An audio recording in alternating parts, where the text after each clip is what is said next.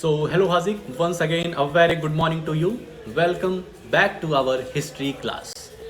तो हम लोग पढ़ रहे हैं अपना chapter buildings, paintings and books. तुम कह रहे हो हिस्ट्री चैप्टर को आपको सर 2 दिन में कंप्लीट करना चाहिए था, लेकिन आपने 1 दिन एक्स्ट्रा ले लिया। तो आई एम सो सॉरी भाई साहब, क्या ही कर सकते हैं। ठीक है, तो आज तीसरा वीडियो है अपना, और आशा यही है कि आज ही लास्ट वीडियो होगा। ठीक, तो जो भी टॉपिक बचे हुए हैं वो यहाँ पर कवर करेंगे। कल हम लोगों ने कहानी देखी, महाभारत की कहानी देखी, रामायण की, किस तरीके से किसने युद्ध को जीता और जो गलत काम किया, जिसने गलत का साथ दिया वो हारा। ठीक है, और बुरी तरीके से उसकी जान गई।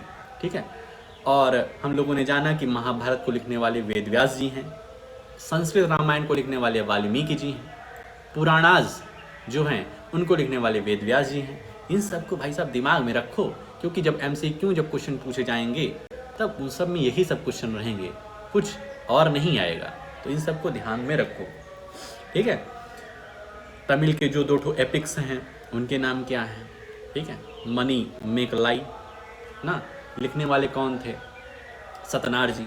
ठीक है, क्या क्या कहानी थी उनकी? तो कहानी तो याद है, लेकिन लिखने वाले कौन थे भुला जाते हो तुम। ठीक, तो चलते हैं वापस से अपने चैप्टर की तरफ, अपने PPT की तरफ, और देखते हैं कि क्या टॉपिक, कौन कौन से टॉपिक हम लोग कवर करने रहेंगे आज। चलिए भाई साहब, buildings, paintings and books, chapter number 10, video number 3 देखेंगे आज। Stories told by the ordinary people. अब भाई साहब, हम जैसे ऑर्डिनरी पीपल भी हैं जो कई सारी कहानियाँ सुनाते हैं, जैसे तुम हमें रोज 1-2 नई कहानी सुनाते हो, है ना ऐसी बात। तो कुछ ऐसी स्टोरीज हैं जो कि महाभारत, रामायण के अलावा भी लोग कहानियाँ सुनाते हैं, उनके बारे में जानेंगे, कुछ कहानी को देखेंगे। और दूसरा देखेंगे writing books on science, science पर भी कुछ बुक्स लिखी गई हैं, वो कौन कौन सी हैं उनको देखते हैं। चलते हैं अपने NCERT की तरफ फटाफट अंदाज में।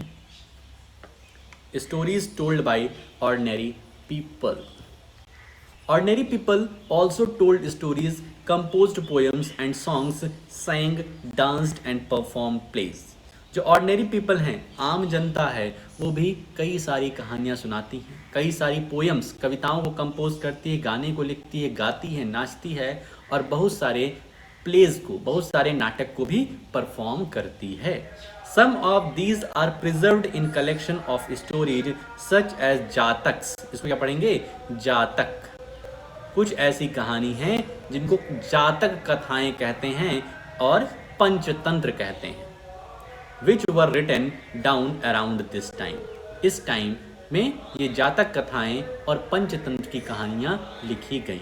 कुछ पंचतंत्र की कहानियां पढ़े भी होगे तुम। ठीक है, तो जातक कहानियां कौन सी होती हैं? जो ऑर्डिनरी पीपल लिखे हुए हैं, ऑर्डिनरी पीपल ने जो कहानियां सुनाई हुई हैं। Stories from Jataks were often shown on the railings of stupas and in paintings in places such as Ajanta. Here is one such story. तो इस जातक की जो कहानियाँ हैं, जातक की जो कहानियाँ हैं, ये स्तूपा की जो रेलिंग्स हैं उस पर बनी हुई हैं, उस पर लिखी गई हैं। उनमें से एक कहानी नीचे दी गई है। आओ कहानी पढ़ते हैं। The story of the monkey king. ये एक स्टोरी है किसके? बंदरों के राजा की। Once upon a time there was a great monkey king who lived on the banks of the Ganga in the Himalayas with 80,000 followers. एक समय की बात है कि एक महान बंदर का राजा रहा करता था हिमालय के पास से जो गंगा गुजरती थी उसके बैंक पर, और उसके फॉलोवर्स कितने थे? तो 80,000। भाई बंदर के भी फॉलोवर हैं, इंस्टा वाले नहीं। ठीक है, इनके राज्य में रहने वाले लोग जो इनको किंग मानते थे। They fed on the fruit of a special mango tree which were very sweet. और ये सब खाना पीना कहाँ से खाते? तो ये लोग फ्रूट खाते थे एक मैंगो ट्री का, जो कि बहुत ही क्या था? बहुत ही मीठा था, स्वीट था। Such exquisite mangoes did not grow on the plains. और ये जो एक विचित्र प्रकार का मैंगो था, ये प्लेन में ग्रो नहीं होता था, ये समतल भूमि में कवर नहीं, समतल भूमि में ये नहीं होता था, ग्रो नहीं होता था, ये होता था बैंक पर ही, रिवर के किनारे पर।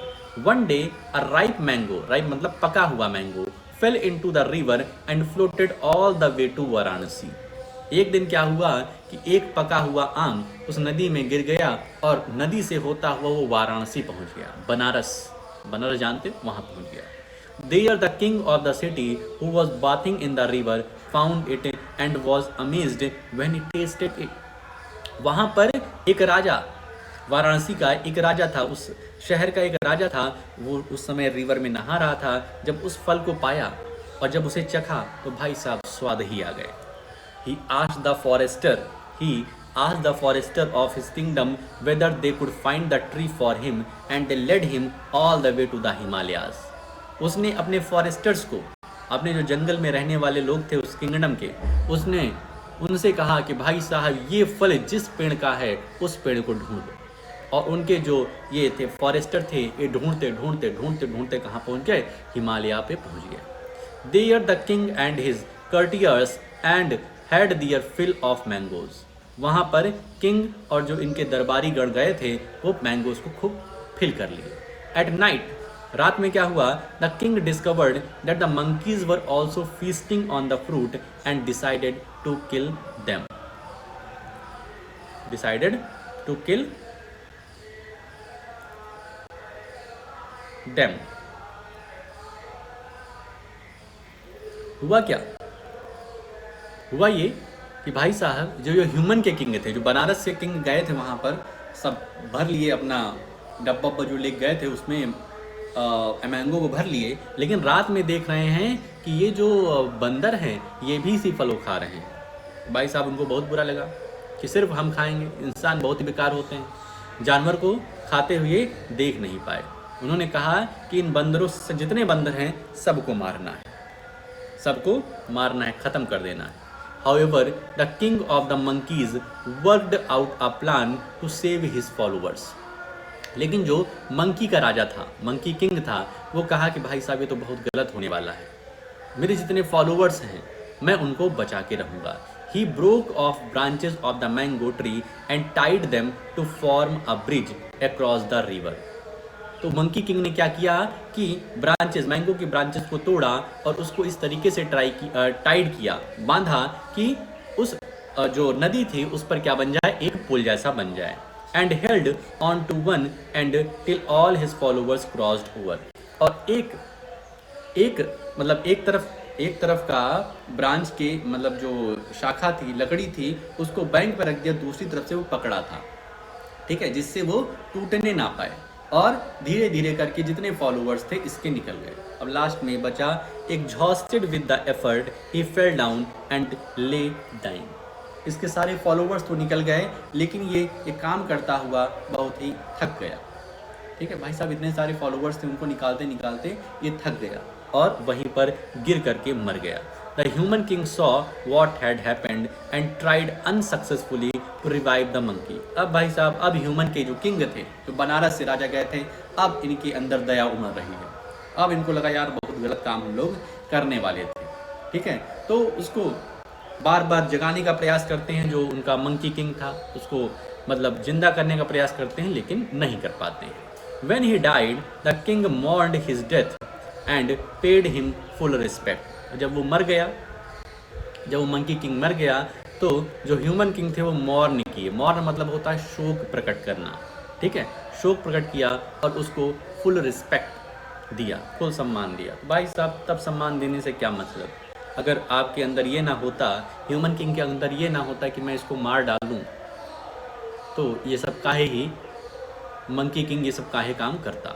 This story is shown on a piece of sculpture found from a stupa at Bharhut in central India. ये जो स्टोरी है एक स्कल्पचर मतलब एक पत्थर पर लिखी गई है, एक मूर्ति पर लिखी गई है।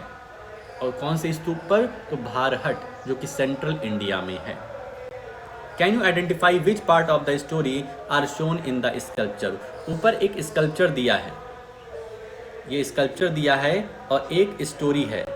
ये जो स्टोरी हम लोग पढ़े हैं इसी के एक पार्ट की स्टोरी है, इसी एक स्टोरी का एक पार्ट है। तो तुम्हें बताना है ये स्टोरी, ये पार्ट जो है ये किस समय का है, ये समय क्या हो रहा है, ठीक है। तो देखोगे पेड़ वेड़ है बंदर बंदर हैं, तो इसको देखो और बताना शाम को, why do you think these were chosen. अब आज का अपना लास्ट टॉपिक, इस बुक का लास्ट टॉपिक वो है writing books on science. Science की बुक्स को भी लिखा गया। This was also the time when Aryabhata, a mathematician and astronomer, wrote a book in Sanskrit known as the Aryabhatiya. ये समय, जिस समय ये जातक कथाएं हो रही हैं, उस समय आर्यभट्ट जो कि मैथमेटिशियन है और एस्ट्रोनॉमर, मैथमेटिशियन और एस्ट्रोनॉमर हैं, इन्होंने क्या लिखा, एक बुक लिखा जिसका नाम है आर्यभट्टियम और इसकी लैंग्वेज थी Sanskrit. He stated that day and night were caused by the rotation of the earth on its axis, even though it seems as if the sun is rising and setting every day. भाई साहब, इन्होंने अपनी उस Sanskrit book Aryabhatiyam में बहुत पहले ही लिख दिया था कि जो दिन और रात हो रहे हैं ये सन के रोटेशन की वजह से हो रहे हैं। वो सन क्या हो रहा है, सॉरी, अर्थ जो हो रहा है वो अपनी ही एक्सिस पे जो घूम रहा है, अर्थ का जो रोटेशन हो रहा है, इसी वजह से अर्थ पर दिन और रात हो रहे हैं। ठीक है। He developed a scientific explanation for eclipses as well. Eclipse के लिए भी इन्होंने अपनी बुक में लिखा। He also find a way of calculating the circumference of a circle which is nearly as accurate as the formula we use today. Circumference of circle 2 pi r जो आज हम लोग इस्तेमाल करते हैं, ये इन्होंने तभी लिख दिया था, बहुत पहले। ठीक है। Varaha Mihir, Brahmagupta and Bhaskaracharya were some other mathematician and astronomers who made several discoveries. और उस समय वाराह मिहिर, ब्रह्मगुप्ता, भास्कराचार्य, ये सब भी मैथमेटिशियन थे जो कि नई नई डिस्कवरीज कर रहे थे। Try and found out more about them, इनके बारे में और जानो। जीरो की खोज किसने की थी? भारत ने। ठीक है, जीरो खोज किसने की थी? भारत देश ने। While numerals had been used earlier, mathematician in India now invented a special symbol for zero.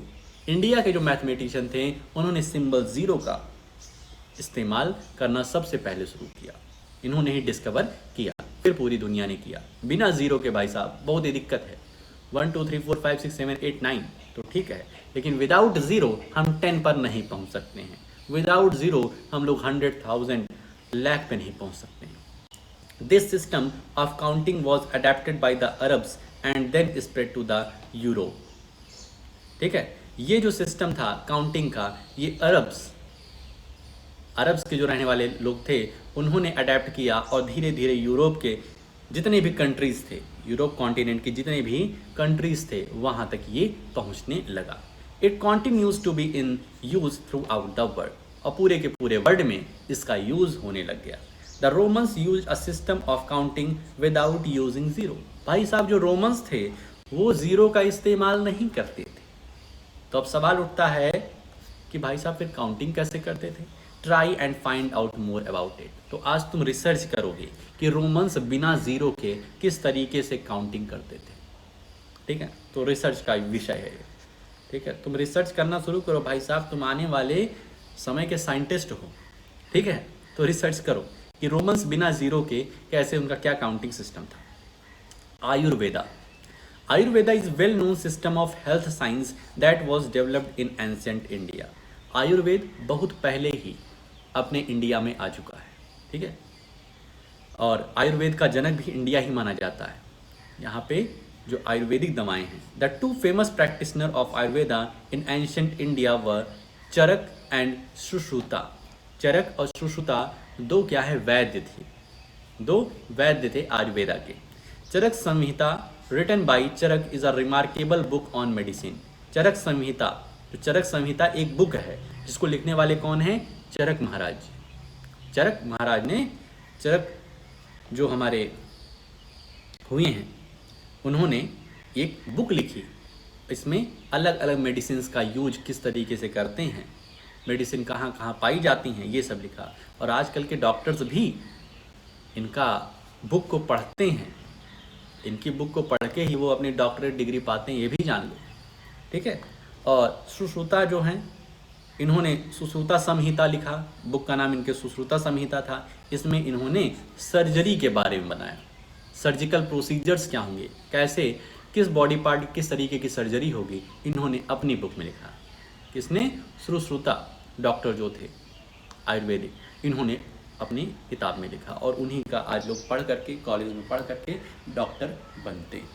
ठीक है, तो इस तरीके से अपना ये चैप्टर यहाँ पर ख़त्म हो जाता है। अब तुम्हारा काम आज का ये रहेगा कि जितने भी फिल इन द ब्लैंक्स हैं, मैच द कॉलम है, लेट्स डिस्कस है, ये जितने भी क्वेश्चन हैं सबको कॉपी में लिख लेना है। ठीक है, बात ध्यान रखना, क्या काम है तुम्हारा? First of all reading must है, रीडिंग करो, जहाँ कोई दिक्कत होती है उसको अंडरलाइन करके शाम तक पूछो। ठीक है, ये पहला काम। दूसरा है जो भी इंपॉर्टेंट पॉइंट्स हैं उनको अपनी कॉपी में लिखो। तीसरा, fill in the blanks, match the column, इसको अपनी बुक में ही कर लो चाहो तो। और उसके बाद जो आंसर द फॉलोइंग क्वेश्चन है उसको अपने बुक में मार्क कर लो। ठीक है, ये क्वेश्चन नंबर 4 कौन सा है, 5 कौन है, उसका आंसर कहाँ पे है, इसको मार्क कर लो और शाम को बता देना। इसके अलावा हिंदी में भाई साहब जो विलोम शब्द याद कर रहे हो आज फाइनल कर देना पुराना वाला, वरना अब आज से 2 टाइम्स इसको लिखना पड़ेगा। ठीक है, तो उसको कर लो। तो आज के लिए अपने इस वीडियो में इतना ही रखते हैं, मिलते हैं नेक्स्ट वीडियो में। ओके।